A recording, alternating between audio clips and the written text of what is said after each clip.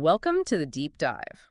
Okay, sometimes the source material we get into, well, it can be pretty unsettling, maybe even deeply challenging.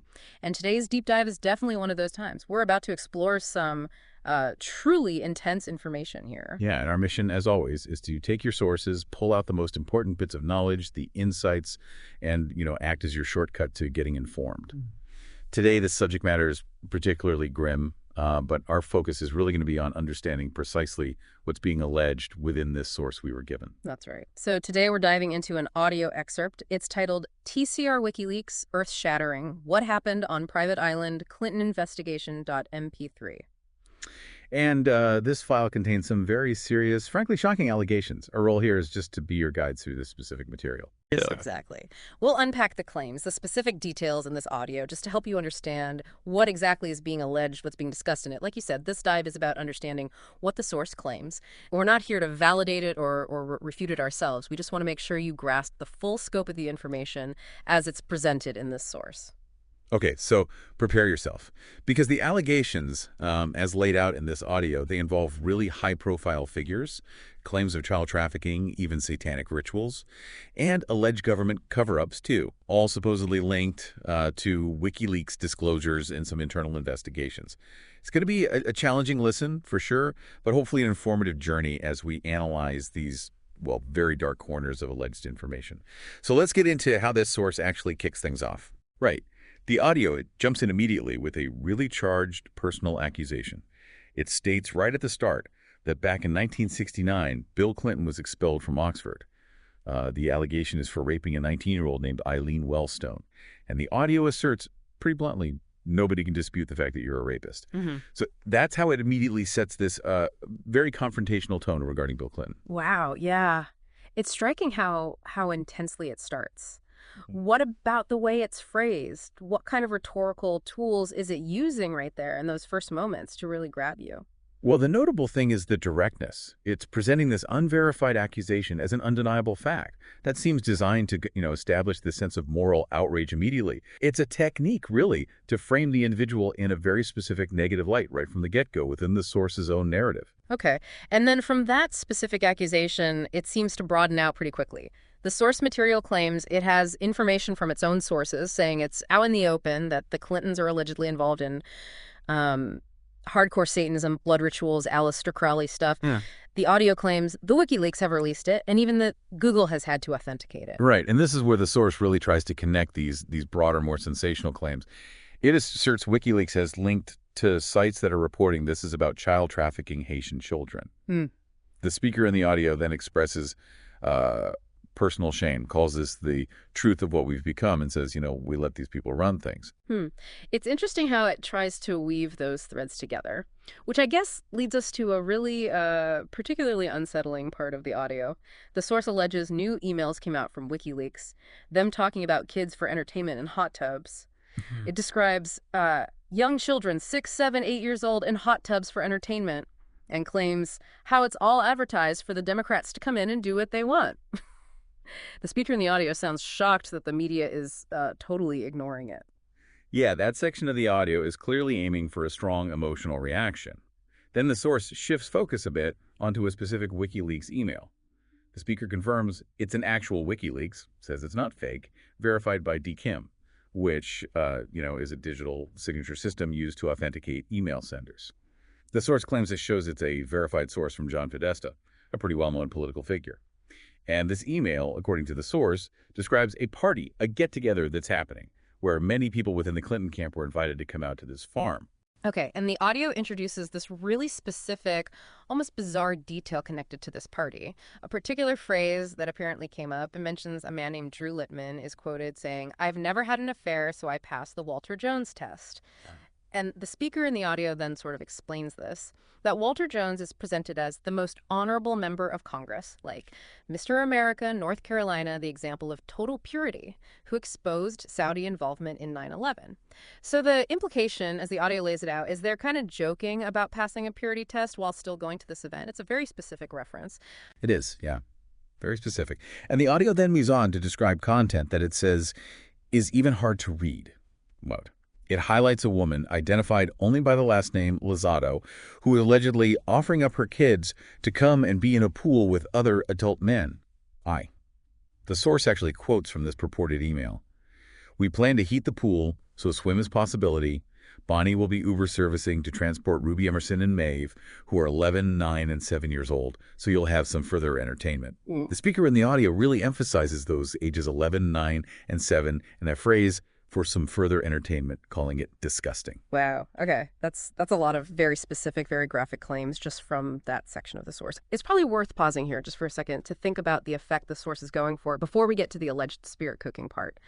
How does this sequence, these really specific allegations, build the source's overall story? Well, the very detailed, graphic nature of these claims, especially mentioning the kids' ages, seems designed to really escalate the perceived level of depravity. It underscores the source's narrative of extreme misconduct. It definitely aims to shock the listener and solidify a really negative impression before it moves on to broader, maybe more abstract allegations. Right. And it doesn't stop there, does it? The audio goes on to allege that other emails contain references to human flesh, blood, piss, semen. It states, "We're drinking semen." They're telling Podesta, "We've got lots of blood and lots of semen for you to drink." And the source claims these emails actually brag about how it's going to be so much fun.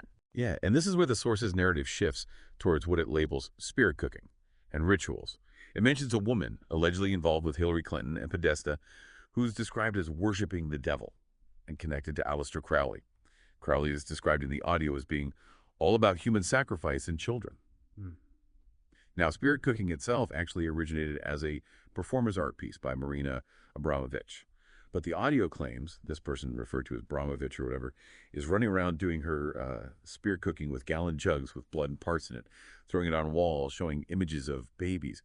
It even claims a TED Talk video reportedly shows her lifting her shirt and cutting a pentagram into her stomach. Okay, so after laying out all these incredibly disturbing claims, what does the audio suggest is the bigger picture here? The implications for, say, alleged investigations, because the audio does shift focus then, right? Right. To Jeffrey Epstein's island, the sex temple there, and ties it into the Anthony Weiner investigation.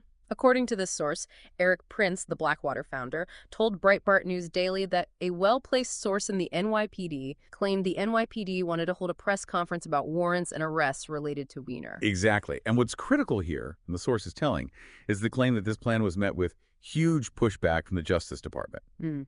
The audio suggests Prince had insider knowledge that could explain why James Comey, the FBI director at the time, reopened the Clinton email server investigation. The reason given in the audio is because of WeGate and the sexing scandal, presumably meaning the Weiner investigation and related allegations. And the source claims the NYPD allegedly found a huge number of emails, 650,000, through subpoenas and warrants. 650,000 emails. And the source claims these weren't just sex scene stuff from Weiner.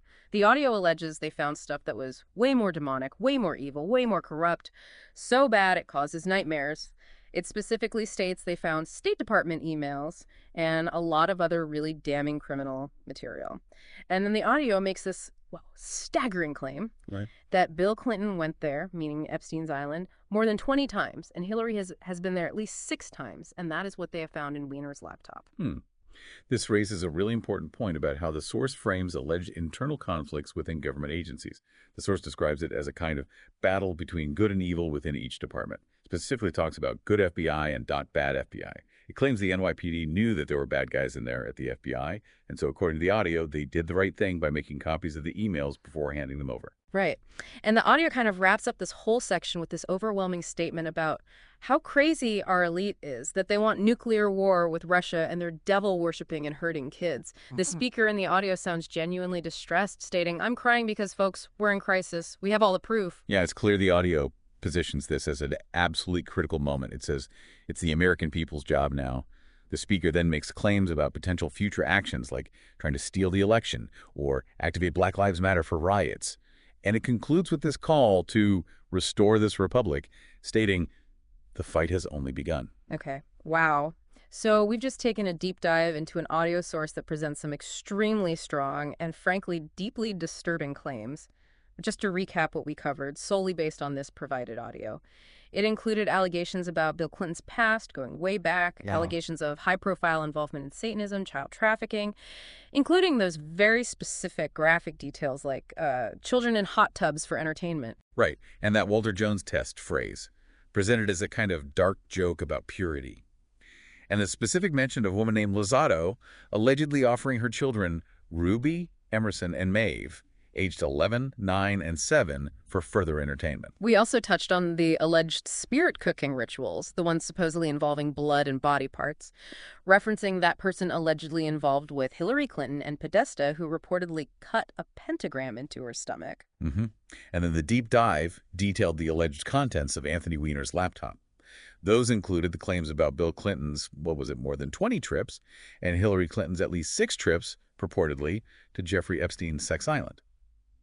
And finally, those alleged internal battles within government agencies, like the NYPD versus the FBI, regarding these investigations. So it really leaves you thinking, doesn't it? What does it truly mean to navigate information today in an age where claims of this magnitude, this intensity are circulating?